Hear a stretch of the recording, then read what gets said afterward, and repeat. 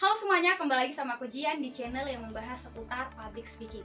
Di video kali ini, sesuai dengan judul, aku bakal contohin gimana sih closing presentasi yang berkesan. Sebelum masuk ke videonya, kalian yang belum subscribe silahkan klik tombol subscribe di bawah ini, karena survei membuktikan banyak yang nonton video aku tapi belum subscribe. So kalau gitu, kalian subscribe dan kita langsung aja ke videonya.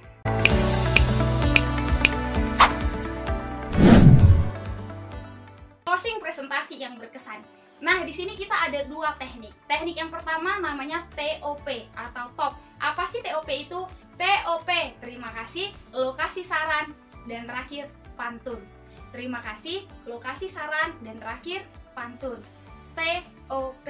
Gimana sih contohnya? Kalau gitu kita langsung aja ke prakteknya. Aku langsung masuk ke closing presentasinya.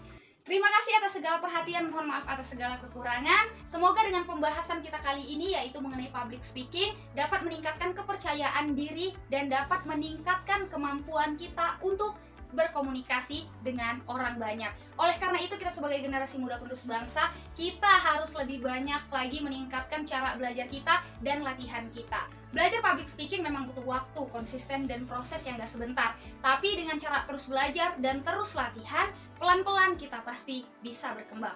Dan terakhir kita kasih penutupan dengan pantun. Inilah presentasi dari saya mengenai public speaking. Terakhir saya tutup dengan sebuah pantun. Kalau ada sumur di ladang boleh kita menumpang mandi. Kalau tak ada sumur di ladang jangan sempat kita tak mandi. Kalau ada sumur di ladang boleh kita menumpang mandi. Kalau ada di lain kesempatan boleh kita berjumpa lagi. Petir bukan sembarang petir. Petir menyambar rumah si dungu. Terima kasih yang udah hadir. Wassalamualaikum warahmatullahi wabarakatuh. Nah, itu dia closing presentasi yang berkesan. Gimana nih menurut kalian closing presentasi yang aku contohin? Berkesan nggak? Dengan menggunakan teknik TOP. Terima kasih, lokasi harapan, dan pantun. Apakah kurang berkesan? Kalau kurang berkesan, kita masuk ke teknik kedua yang gak kalah menarik dan gak kalah berkesan dari yang pertama. Gimana sih teknik yang kedua? Sebelum masuk ke videonya, kalian yang belum subscribe, silahkan klik subscribe-nya terlebih dahulu menuju 20.000 subscriber. So guys, thank you semuanya. Kalau gitu kita langsung aja masuk ke teknik yang kedua, closing presentasi yang berkesan. Teknik yang kedua kita pakai teknik ke hati. Wih, ke hati. Ke hati siapa tuh? Ke hati dia atau ke hatiku? Cailah. Ke hati. Kesimpulan, elaborasi quotes, harapan, dan terima kasih. Ke hati. Kita bisa pakai teknik ini. Gimana contohnya? Kita langsung aja ke prakteknya. Ingat ya, kita pakai teknik ke hati. Kesimpulan, elaborasi quotes, harapan, dan terima kasih. Kita langsung aja mulai dari closing presentasinya, yaitu kesimpulan.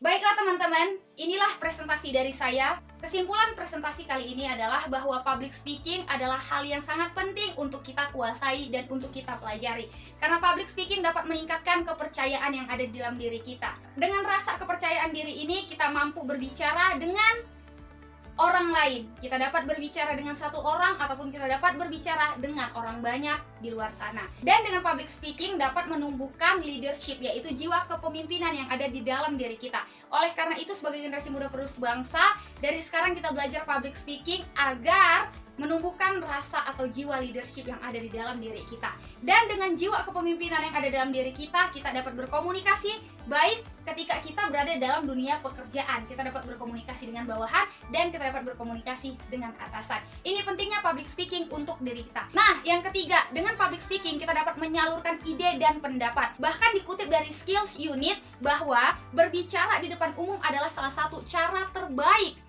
untuk menyalurkan ide dan pendapat. Dan terakhir, dengan mempelajari public speaking dan menguasai public speaking, maka kita dapat menarik perhatian audiens. Kita dapat mempelajari bagaimana sih cara menarik perhatian orang yang ada di sekitar kita. Bahkan hal inilah yang dilakukan oleh Steve Jobs. Dia populer dan produknya mendunia karena dia mempelajari ilmu public speaking. Nah, jika dia tidak mempelajari ilmu public speaking, maka Steve Jobs tidak dapat mempresentasikan produk-produknya hingga dikenal masyarakat luas sampai sekarang. Oleh karena itu kita sebagai generasi milenial, kita harus menguasai public speaking, memperlancar cara berbicara kita, memperlancar cara komunikasi kita. Bahkan Mahatma Gandhi pernah mengatakan dalam sebuah kalimatnya bahwa perubahan tidak akan terjadi sebelum terjadi pada diri sendiri. Oleh karena itu kita harus mengubah cara kita belajar, kita harus mengubah cara kita berkomunikasi. Dengan apa? Dengan mempelajari public speaking. Harapannya semoga dengan presentasi kali ini apa yang saya sampaikan dapat menjadi pelajaran bagi kita untuk terus meningkatkan cara belajar kita dan meningkatkan cara kita berkomunikasi baik dengan orang di sekitar kita ataupun dengan orang banyak.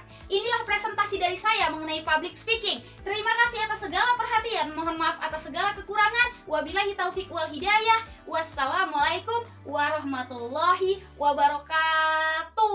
Waalaikumsalam warahmatullahi wabarakatuh. Nah, itu dia tadi teknik kedua ke hati. Gimana nih menurut kalian? Lebih berkesan closing presentasi yang pertama atau closing presentasi yang kedua? Menggunakan teknik TOP atau top atau menggunakan teknik ke hati, ke hatiku. Cailah. Gimana nih menurut kalian? Kalian pakai cara yang mana nih? Kalau cara yang pertama sangat simpel sih, TOP. Ucapin terima kasih, lokasi harapan, dan ditutup dengan pantun. Kalau teknik kedua namanya ke hati, lokasi kesimpulan, elaborasi quotes, harapan, dan terima kasih. Inilah closing presentasi yang berkesan menurut aku yang bisa kalian gunakan karena ini adalah cara aku ketika aku presentasi di kelas. Jujur ketika dulu aku presentasi di bangku sekolahan, ya di bangku SMP, di bangku sekolah menengah pertama dan di bangku sekolah menengah atas, ketika aku berada di SMP, ketika aku berada di SMA, ketika aku presentasi, aku selalu menggunakan closing tersebut karena closing inilah yang dapat membuat kesan kepada teman-teman aku, kepada audiens. Bahkan ketika aku presentasi di depan kelas, bukan di kelasnya aku sendiri, tapi di kelas lain, aku melakukan presentasi saat itu ya, di kelas-kelas lain aku menggunakan teknik ini. Supaya apa? Supaya mereka berkesan. Dan akhirnya apa? Akhirnya mereka memberikan tepukan. Dan bahkan lebih menariknya lagi kalau teman-teman kalian berdiri atau guru kalian berdiri. Itu artinya bahwasanya presentasi kalian sangat-sangat berkesan. Ingat, presentasi yang berkesan ini tidak akan dilupakan oleh audiensmu, oleh gurumu, oleh teman-temanmu, ataupun oleh orang yang melihatmu pada saat itu. Mereka pasti akan mengingat karena kamu menutup presentasimu dengan berkesan. Karena segala sesuatu yang berkesan itu sangat susah dilupakan.